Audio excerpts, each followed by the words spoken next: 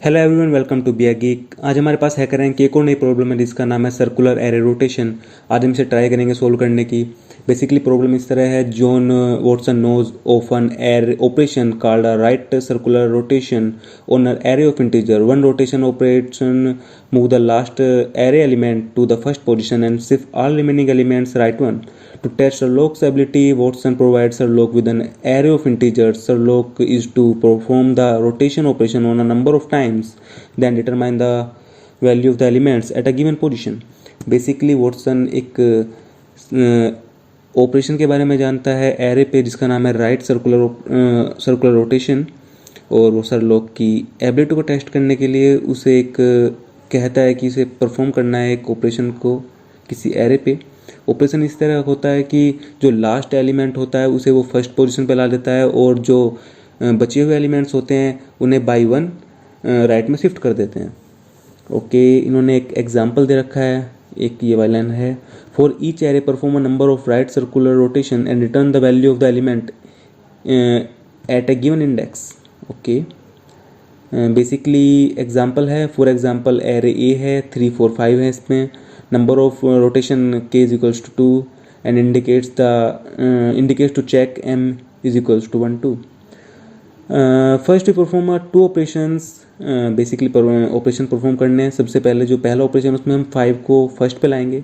Okay, यहाँ पे हमने 5 को फर्स्ट पे लाया है, और जो बचे हुए एलिमेंट्स हैं उनको हमने बाय वन राइट में शिफ्ट कर दिया है। ये 5 3 4 हो गया है, और अगले रोटेशन में जब हमारा 4 आ गया था फिर 4 5 3 हो गया है। Now return the value of the zero basis indices and 2 indicates the M array. Okay, और हमें बेसिकली वैल्यू बतानी थी 1 और 2 की, जो हमें एम एरे में मिली थी। हम बता देंगे 5 और 3 है, हमें प्रिंट कराने हैं वैल्यू। ओके, फंक्शन डिस्क्रिप्शन दे रखा है। इनपुट फॉर्मेट हमें देखना होगा थोड़ा सा। First line contain 3 space separated integers n, k and q. The number of elements in the array integer array, the rotation counts and the number of queries. Okay, q queries के लिए है, k हमें number of rotations के लिए है, कितने में rotations कराने हैं, और n हमारा साइज है एरे का। The second line contain n space integers, okay, which is integer i describe array element. Okay, array input कराया हमने सेकेंड लाइन में। Each of the Q subsequent line contain a single integer donate m to be index of the element to return from a। Okay, third line में हमें queries input करानी है कि कौन कौन सी क्वेरीज हमारे पास हैं। बेसिकली इसके बाद हम कंस्ट्रक्शंस देखते हैं। n की वैल्यू हमारी 10 टू द पावर 5 से छोटी होगी और 1 के बीच में होगी। ओके, एरे में भी इतनी वैल्यू आएगी। क्यू की नंबर ऑफ क्वेरीज हम मैक्सिमम 500 ले सकते हैं। रोटेशंस भी हम 10 टू द पावर 5 कर सकते हैं, बहुत ज़्यादा रोटेशन हम कराएंगे इसमें। और इनपुट फॉर्मेट, ओके, बेसिकली यही है। आउटपुट फॉर्मेट देख लेते हैं। For each query print the value of the element at index m of the rotation array on a new line. Okay, हमें न्यू लाइन में प्रिंट कराना है बेसिकली। ओके, ऐसे थोड़ा कुछ करके आएगा हमारा इनपुट, और ऐसे हमारा आउटपुट आएगा न्यू लाइन कैरेक्टर्स के साथ। बेसिकली अगर इस प्रॉब्लम को हम सोल्व करने की कोशिश करें तो दो तरीके से हमारी प्रॉब्लम ही बनती है। अगर हम देख लें, अगर हम ऐसे ही कराएं कि एक एक बार, जैसे उसने कहा है 5 रोटेशंस लगाने, तो हम पहला रोटेट करें, उसके बाद सेकंड बार रोटेट करें। अगर हम ऐसे रोटेट करेंगे तो बहुत टाइम लग जाएगा, और अगर हम लूपिंग करेंगे तो बेसिकली प्रोग्राम के साथ थोड़ी सी हम नाइंसाफ़ी करेंगे। बेसिकली हम करेंगे क्या, सीधा हम देखेंगे कि कितने रोटेशंस के बाद जो हमारा लास्ट वाला इंडेक्स पे जो एलिमेंट है वो कहाँ पे लाई करेगा, और हम फिर प्रोग्राम को ट्राई करेंगे कैसे करते हैं। बेसिकली जो एल्गोरिथम है इसकी यही है कि जो हमें कराना है, बेसिक लॉजिक है कि हम देख लेंगे कि जो हमारा लास्ट वाला एलिमेंट है वो कहाँ पे लाई करेगा। अब हम प्रोग्राम बनाने की ट्राई करते हैं। तो बेसिकली हमें इस चीज़ की जरूरत नहीं है, तो इसे हम हटा देते हैं और थोड़ा इसे इंक्रीज़ कर लेते हैं साइज़। स्टार्ट करते हैं अपनी हेडर फाइल से, #include stdio.h। फंक्शन को डिक्लेयर करेंगे int main। ओके, देन अब हम अपने इंटीजर्स डिक्लेयर करते हैं सबसे पहले। हम n को डिक्लेयर करते हैं, फिर हमें k भी चाहिएगा जिसमें हम डालेंगे कितने रोटेशंस कराने हैं, फिर हम q डालेंगे नंबर ऑफ क्वेरीज के लिए। लूप लगानी पड़ेगी क्योंकि हमें एरे इनपुट कराना है, तो एक लूप के लिए लेते हैं i और j ले लेते हैं, k तो हमने ले लिया। एक्स्ट्रा में अगर कोई ज़रूरत पड़ेगी तो हम उसी टाइम ले लेंगे। एक हमने एक्स्ट्रा ले लिया है अभी। स्कैन कराते हैं, स्कैन f %d सबसे पहले एड्रेस ऑपरेटर n जो हमारे बताएगा कि हमारे एरे का साइज़ कितना है। इसके बाद address operator k number of queries के लिए, नंबर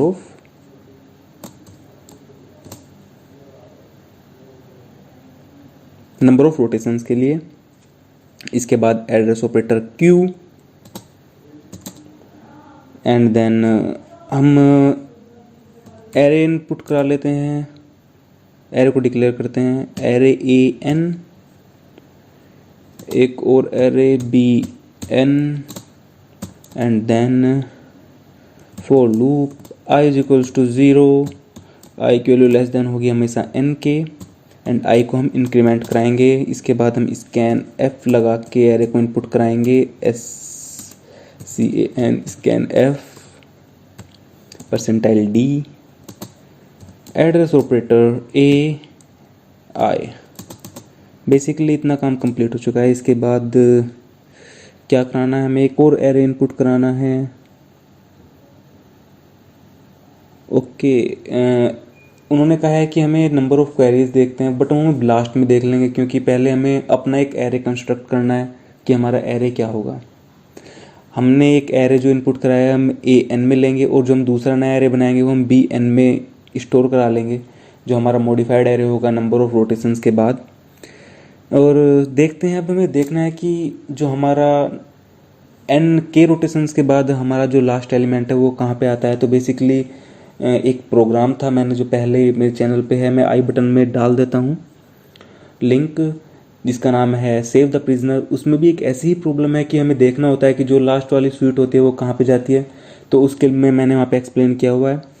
तो हम बेसिकली क्या करेंगे, एक इंटीजर ले लेते हैं, इंटीजर p, उसमें डाल देंगे वैल्यू। हम करते क्या है, बेसिकली जो हमारा k होता है k + n -1 %n। ओके, मैं यहाँ पे भी एक बार एक्सप्लेन कर देता हूँ। अगर और आपको अच्छी तरह एक्सप्लेनेशन देखना है कि कैसे किया है तो आप वहाँ पे जाके देख सकते हैं। बेसिकली जो हमारे जब हम रोटेट कराते हैं तो हमें वहाँ पे लास्ट इंडेक्स से वापस 0 इंडेक्स पे आना होता है, तो हम वहाँ पे रिमाइंडर का हेल्प लेते हैं कि रिमाइंडर हमारा कितना आएगा। बेसिकली हम देखें कैसे करेंगे। जो हमारा नंबर ऑफ़ एलिमेंट्स हैं और जो हमारा रोटेशन है उनको ऐड कराएंगे और उसमें से 1 माइनस करेंगे, क्योंकि जो हमारा इंडेक्स होता है वो 0 से स्टार्ट होते हैं एरे में, और उसे हम मॉड्यूलो डिवाइड कर देंगे n से, जिससे हमें मिल जाएगा कि हमारा जो लास्ट एलिमेंट है वो रोटेट होके कहाँ पे आएगा। बेसिकली इसके बाद अब हमें एरे कंस्ट्रक्ट करना है, क्योंकि हमें पता लग गया है। एरे कंस्ट्रक्ट करने के लिए हमें क्या करना होगा, फॉर लूप लगाएंगे, i इज इक्वल्स टू 0 लिखेंगे, i की value less then n and i plus plus, okay i plus plus. इसके बाद में हम लूप एक और लगाएंगे, बट यहाँ पे हम व्हाइल लूप लगाएंगे। एक्सप्लेन करेंगे, मैं अभी एक्सप्लेन करूँगा कि कैसे हमने इसके अंदर जो हम कंडीशंस लगाएंगे कैसे लगाएंगे। बेसिकली जब हम प्रोग्राम बनाते हैं तो कुछ चीज़ें ऐसी होती हैं जब प्रोग्राम बनाते रहते हैं तभी आती है। तो मैं आपको बताऊंगा कि हमने क्या क्या किया है इस प्रोग्राम में। इफ कंडीशन लगाते हैं, p है हमारा जो हमारा लास्ट एलिमेंट जहाँ पे आया है, p + j बेसिकली j को इनिशियलाइज कर लेते हैं हम 1 पे, p + j। लेट्स से हमारा लास्ट जो एलिमेंट है वो 3 पे आया है, तो 3 + 1 हो गया, 3 + j किया वो 4 हो गया। 4 पे हमें कौन सा डालना होता है, हमें फर्स्ट वाला डालना है, जो 0th इंडेक्स पे एलिमेंट है हमें वो डालना है p + j पे, जो p + j इंडेक्स है। बेसिकली यही करना है, p + j की वैल्यू हमेशा लेस देन n होनी चाहिए। इसके बाद क्या कराना है हमें, जो बी का p प्लस जेथ इंडेक्स है उसमें हम ए का ith इंडेक्स वाला एलिमेंट डाल देंगे जो बेसिकली 0 है अभी। p प्लस जे हो गया, लेट से 4 हो गया था हमारा p प्लस जे करके, क्योंकि जो हमारा लास्ट एलिमेंट था वो 3 पे आया था और j की वैल्यू 1 है तो 4 पे हो गया, और हम उसमें 0th इंडेक्स वाला ही एलिमेंट डालेंगे जैसे हमने यहाँ पे किया है। यहाँ पे 2 रोटेशन के बाद, इस वाले में 2 रोटेशंस के बाद हमारा जो लास्ट एलिमेंट था वो फर्स्ट इंडेक्स पे आ गया था, और हम उससे अगले इंडेक्स पे हमें वो एलिमेंट डालना था जो हमारे एरे का फर्स्ट एलिमेंट है, 0th इंडेक्स वाला एलिमेंट है, बेसिकली 3 डालना था हमें वहाँ पे। इस तरह हमने यहाँ पे किया है। इसके बाद जब हम एक बार इसे कर देंगे तो हम जे की वैल्यू को इंक्रीमेंट करा देंगे, क्योंकि हमें अगला एलिमेंट भी डालना है। जे की वैल्यू को इंक्रीमेंट कराएंगे और ब्रेक लगा देंगे और हम व्हाइल लूप से बाहर निकल जाएंगे। अब हमने यहाँ पे इफ़ कंडीशन क्यों ली है, लेट्स से अगर हमारा n से ये वाली जो वैल्यू है हमारी n से बड़ी हो गई तो हमें क्या कराना है, p प्लस जे की वैल्यू अगर हमारी n से बड़ी होगी तो हम एरे को एक्सटेंड तो नहीं करा सकते, बट हमें वापस से आना पड़ेगा 0 पे। अब हमें 0 पे आएगा तो हमें एक एल्स कंडीशन लगाते हैं 0 पे आने के लिए। एल्स कंडीशन लगाते हैं, ओके। इफ़ एल्स कंडीशन है, इसमें लिखते हैं b का jth इंडेक्स है इज इक्वल्स टू ai, और इससे पहले हम क्या करेंगे, अपने j को 0 कर देंगे। बेसिकली जब हम j को 0 कर देंगे, इसके बाद में हमें क्या करना है, j को इंक्रीमेंट कराना है, फिर j को इंक्रीमेंट कराएंगे। और प्रॉब्लम एक और निकल के आती है, जब हम जितनी बार भी हमारा n से छोटा होगा हम इस कंडीशन में आएंगे, एल्स वाली कंडीशन में आएंगे और j हमारा 0 हो जाएगा, बट हमें j को हर बार 0 नहीं कराना है। अगर हमारी ये वाली जो कंडीशन है, लेट्स से अगर हमने एक बार j को 0 करा दिया है तो हमें j को बार बार 0 नहीं कराना है। बेसिकली हम क्या करेंगे, इस वाली कंडीशन को हम एक बार ही चलाएंगे। तो एक कंडीशन लगाते हैं यहाँ पे, ओके। ये कैसे ऊपर आ गया,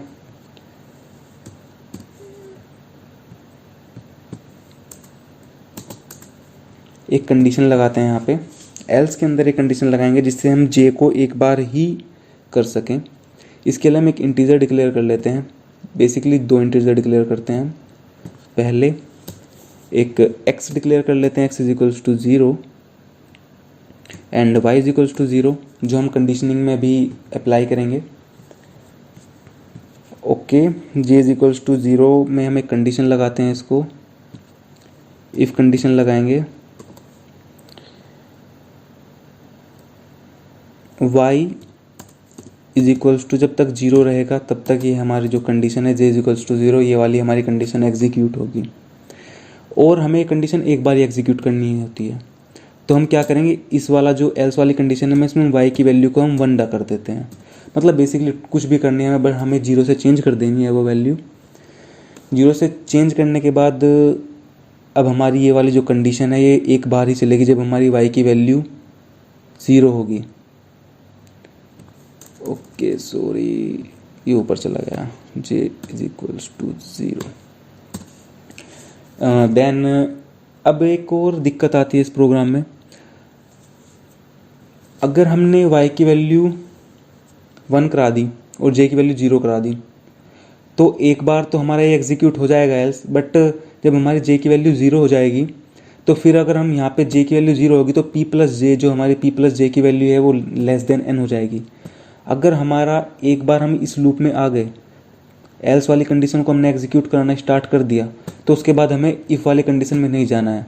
तो इसमें भी हम एक कंडीशन लगाएंगे, x जो हमारा है, जो हमने ऊपर डिक्लेयर किया है ये वाला, x इज इक्वल्स टू हमेशा 0 होगा, तभी ये हमारी कंडीशन ट्रू देगी और हमारा इफ़ कंडीशन एग्जीक्यूट होगी। और हम यहाँ पे एक बार अगर हम इसमें आ गए तो हमें कंडीशन को बार बार रिपीट नहीं करना, हम x की वैल्यू को 1 पे इनिशियलाइज कर देते हैं, x की वैल्यू को हमने चेंज कर दिया है। और अब हम दूसरे वाली लूप में वापस से नहीं जाएंगे। अगर हम लूप में नहीं जाएंगे तो हमारा जो ये वाला है ये वाला एग्जीक्यूट नहीं होगा, हमारा जो नंबर्स हैं वे चेंज नहीं होंगे। बेसिकली एक बार और रिपीट कर देता हूँ मैंने कैसे किया है।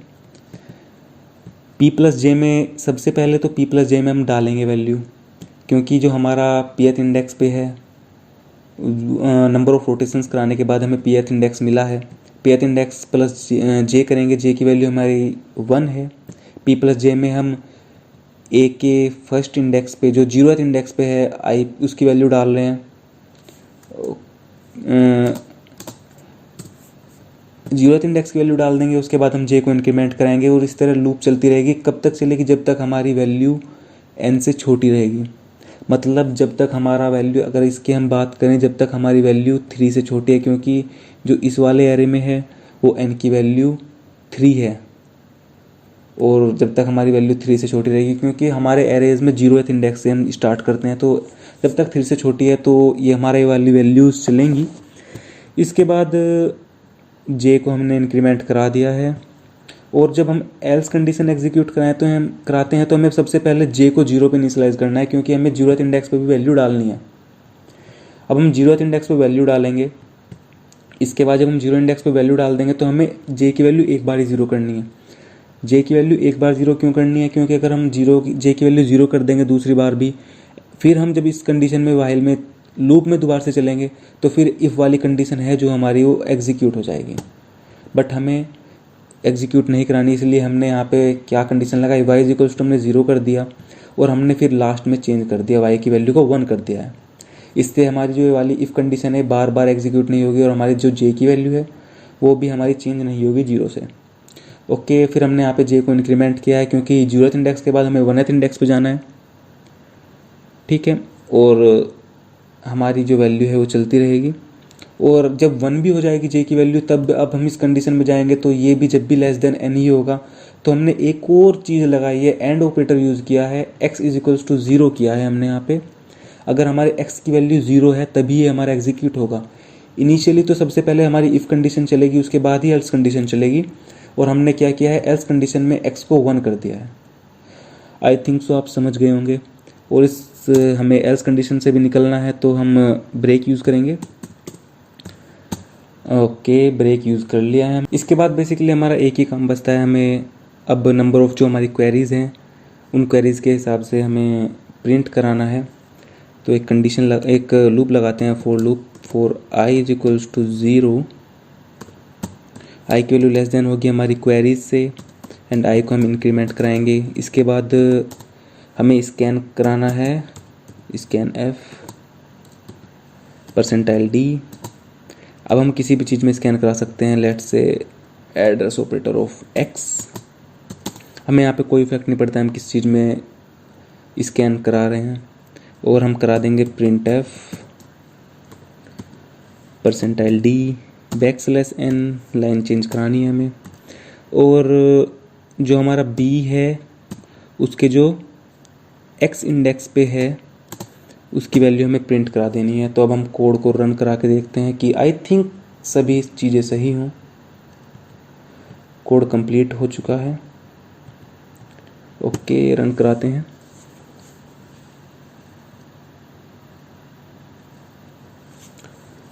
टेस्ट केस तो कंप्लीट कर लिया है, इसके बाद सबमिट करा के देखते हैं कोड को।